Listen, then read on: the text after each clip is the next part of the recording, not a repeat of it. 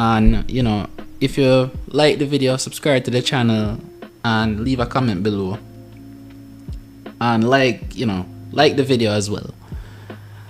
What I want to say at the end of this video is we're at a crossroad in our history right now as Jamaicans.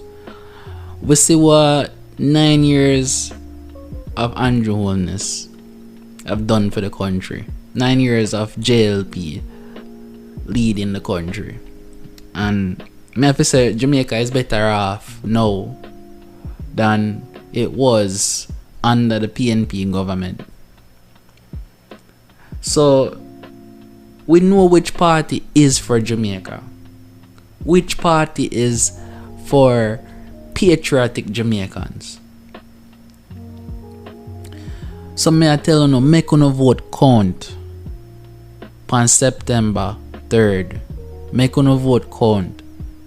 We have to make sure that Andrew Holness get a third term. We have to load up the third term. We have to load up the third term, people.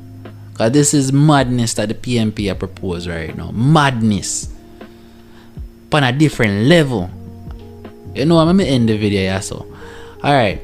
May catch you on our next video, people.